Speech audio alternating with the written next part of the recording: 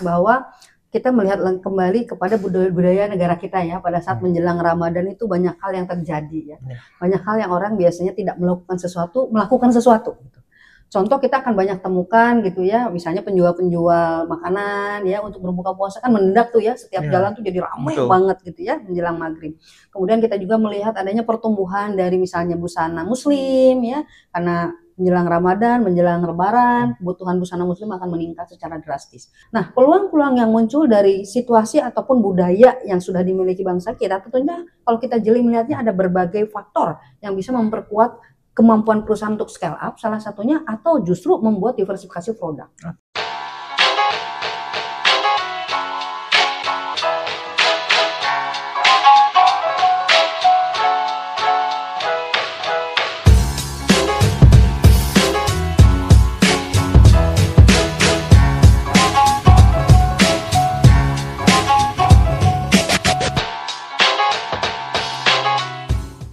Halo, excellent people. Ketemu lagi dalam The Expert.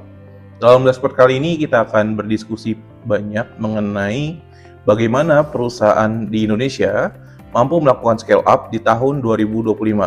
Yang kita ketahui, banyak para ahli ekonom menyampaikan tantangan di tahun 2025 ini banyak sekali. Apa yang harus dilakukan, bagaimana strateginya, kita akan kupas tuntas bersama expert kami yaitu Wira. Selamat bergabung Wira. Halo Mas Adit. Ya, dalam channel expert kali ini coba Wira mungkin bisa menyampaikan apa saja sih yang menjadi peluang perusahaan-perusahaan di Indonesia untuk bisa tetap melakukan scale up dan melewati tantangan yang ada, bahkan bisa terus bertumbuh. Oke, baik. Sebenarnya tantangan di Indonesia itu agak berbeda ya dengan yang kita lihat atau kita bicara secara makroekonomi gitu. Karena masyarakat Indonesia itu memiliki keunikan dari bagaimana cara mereka untuk mengadaptasi ya hal-hal baru. Artinya tren-tren baru tuh mereka cepat banget nih masyarakat Indonesia. Itu yang pertama. Yang kedua, memang secara demand masyarakat Indonesia tetap memiliki capability untuk tetap melakukan transaksi. Ya, di mana hal ini memang menjadi satu peluang perusahaan-perusahaan untuk tetap melakukan scale up di tengah gitu ya situasi ekonomi yang kurang begitu mendukung gitu ya.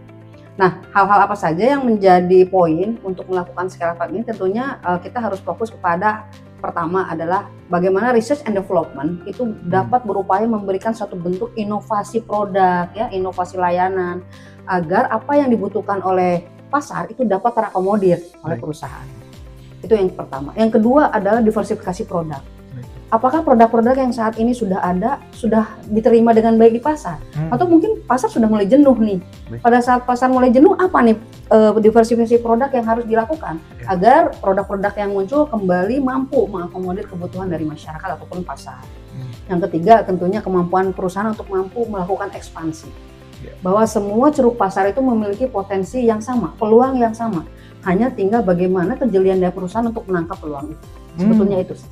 Menarik ya, rekan-rekan sekalian. 3 hal yang disampaikan oleh Bu Wira dimulai dari bagaimana bisa membaca ya apa yang menjadi kebutuhan dari konsumen kita. Betul. Bagaimana kemampuan konsumen, perilaku konsumen diperlukan untuk bisa melakukan ekspansi. Dan tadi yang disampaikan yang menarik adalah bagaimana ekspansi tetap diperlukan di waktu saat ini. Jadi bukan hanya berpangku tangan atau bertahan, tapi lakukan ekspansi untuk bisa terus bertumbuh. Dari 3 hal tersebut, Wira, apa sih yang menjadi pain point, terutama kita akan menghadapi bulan suci Ramadan, dan apa sih yang bisa dilihat peluang terdekat untuk bisa segera dieksekusi oleh perusahaan-perusahaan Indonesia? Mungkin di sini ada para pengusaha, para rekan-rekan yang UMKM mungkin untuk bisa memanfaatkan event bulan Ramadan ataupun nanti setelah bulan Ramadan kan ada event kenaikan kelas ya, betul. Di semester awal. Apa sih yang bisa dilakukan dengan cepat, eksekusi yang bisa dilakukan oleh mereka? Oke, banyak banget sebenarnya ya Mas Adit ya dan excellent people semuanya ya, bahwa kita melihat kembali kepada budaya negara kita ya pada saat menjelang Ramadan itu banyak hal yang terjadi ya. Banyak hal yang orang biasanya tidak melakukan sesuatu. Contoh kita akan banyak temukan gitu ya, misalnya penjual-penjual makanan ya untuk berbuka puasa kan mendadak tuh ya, setiap jalan tuh jadi ramai banget gitu ya menjelang maghrib. Kemudian kita juga melihat adanya pertumbuhan dari misalnya busana muslim ya, karena menjelang Ramadan, menjelang Lebaran, kebutuhan busana muslim akan meningkat secara drastis. Kemudian kita melihat juga alat-alat ibadah misalnya ya, kemudian juga souvenir-souvenir ataupun oleh-oleh ya, karena seringkali kan budaya di negara kita itu ada istilah mudik gitu ya. Dan Iya, pastinya benar. buah tangan itu akan sangat dinantikan oleh orang tua kita misalnya di daerah dan lain sebagainya. Nah, peluang-peluang yang muncul dari situasi ataupun budaya yang sudah dimiliki bangsa kita, tentunya kalau kita jeli melihatnya ada berbagai faktor yang bisa memperkuat kemampuan perusahaan untuk scale up, salah satunya, atau justru membuat diversifikasi produk maupun layanan misalnya. Contoh satu hal yang mungkin bisa juga diimplementasikan dalam waktu dekat. Kita sering melihat bahwa setiap orang pada saat melakukan berbuka puasa pada saat di jalan, itu kan seringkali mereka akan berhenti di pinggir jalan ya, membeli untuk transaksi, tazilan dan itu dan lain sebagainya. Nah, bagaimana perusahaan dengan jeli melihat situasi seperti itu? Sekarang perusahaan tidak hanya dituntut untuk memiliki offline store atau offline outlet, tapi bagaimana mendekatkan, melakukan approachment yang lebih personal kepada customer-nya. Nah, di sini customer-nya siapa nih, gitu kan ya? Kalau misalnya brand-brand high end, tentu tidak mungkin melakukan jemput bola. Jangkauannya terbatas karena barangnya eksklusif, gitu ya. Artinya mereka akan dengan senang hati hadir, ya, datang ke rumah customer dengan membawa produknya yang sudah pasti dibeli. Itu untuk produk-produk high end dan branded. Tetapi untuk produk-produk masif yang kita lihat kalau misalnya dalam jelang lebaran itu orang-orang membuat cemilan, membuat buka puasa, orang yang nggak pernah berbisnis itu mendadak jadi pebisnis, jadi penggiat gitu ya. Nah itu kalau perusahaan kuliner atau misalnya perusahaan-perusahaan yang sangat erat hubungannya dengan makanan dan lain sebagainya, itu akan menjadi bentuk pola baru. Misalnya bisa saja melakukan yang namanya, kita melihat adanya anak-anak muda nih yang senang hadir di jalan untuk misalnya membuat produk-produk tersebut, bisa dirangkul, melakukan kolaborasi. Karena kita kan tidak mungkin mengambil misalnya mungkin tenaganya atau sourcesnya terbatas, bisa saja bisa mengundang voluntary untuk berkolaborasi, brandnya dibarengi hanya untuk sesi Ramadan saja misalnya. Bila demand-nya bagus, kemudian juga ternyata meningkatkan profit perusahaan walaupun mungkin belum signifikan, bisa dilanjutkan di bulan-bulan berikutnya dengan tematik tentunya ya, tematik yang berbeda. Dan setiap bulan kan berbeda lagi ya. Jelang Juli ada pendaftaran baru, ya kan. Kemudian setelah itu ada apa lagi ya. Kita memiliki periode quarterly di mana setiap 3 bulan kita memiliki season.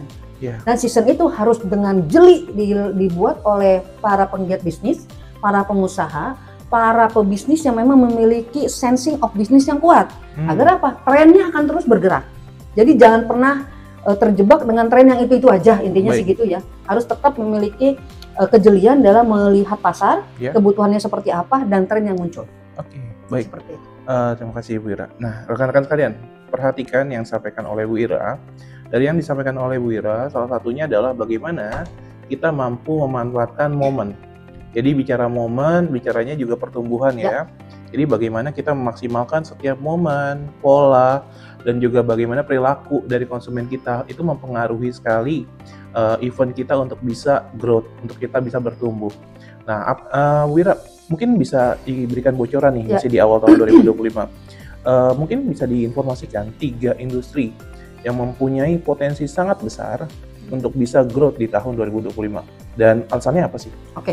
Pertama, tetap ya, industri digitalisasi, transformasi digital itu akan dibutuhkan walaupun ekonomi tidak mendukung.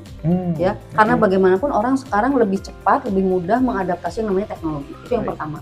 Itu menjadi satu hal yang dibutuhkan anytime. Dan pergerakan teknologi itu akan tidak hanya mengacu kepada tren, tapi terus dia bergerak, gitu ya, cepat sekali. Oleh karena itu, industri di bidang transformasi digitalisasi itu akan tetap menjadi satu bentuk industri yang seksi ya untuk tetap bertumbuh. Itu yang pertama.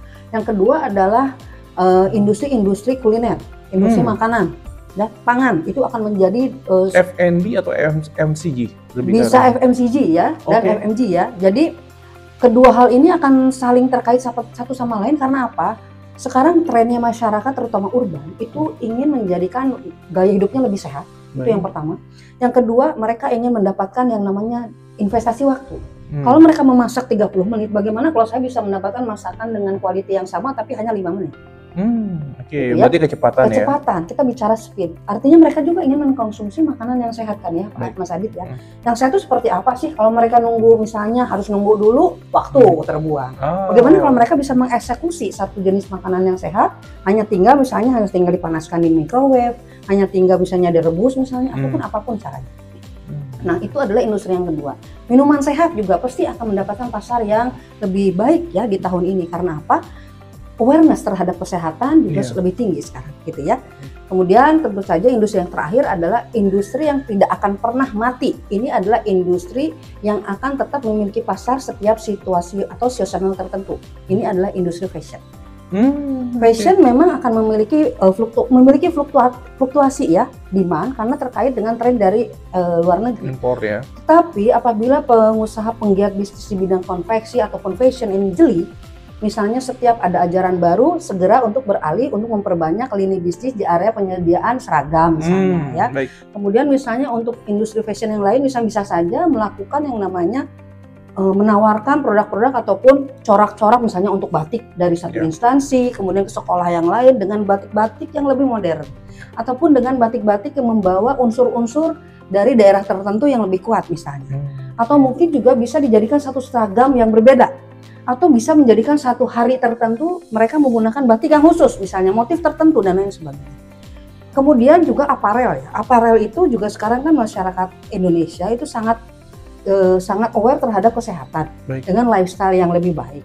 Makanya kenapa sport ataupun aparel yang terkait dengan olahraga itu sangat luar biasa.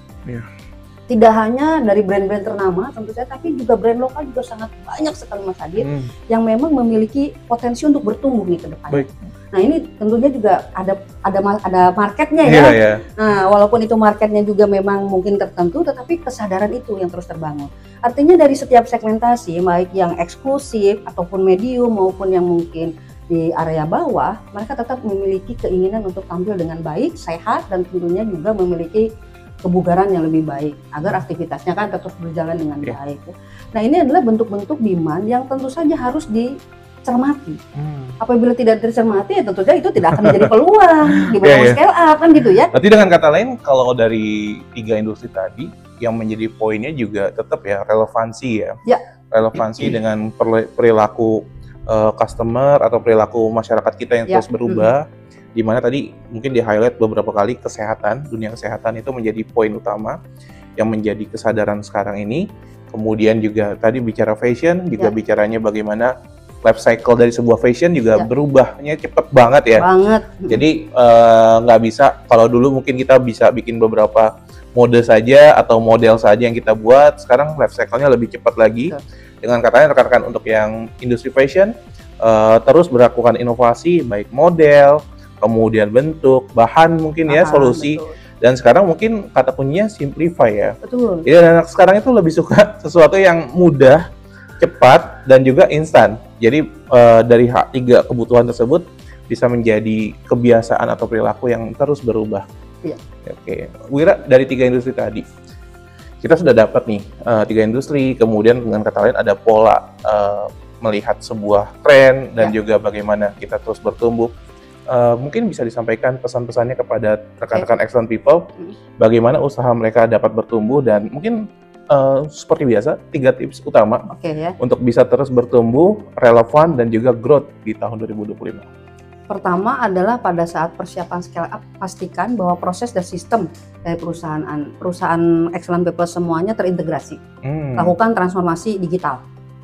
Karena transformasi digital itu akan mempermudah melakukan lebih efisien dalam bentuk alur kerja dan juga lebih produktif. Itu yang pertama.